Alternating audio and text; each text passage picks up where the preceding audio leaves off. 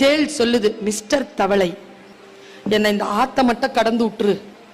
போ, நீ தேளு, நீ கொட்டிட்டனா நீ லூசா?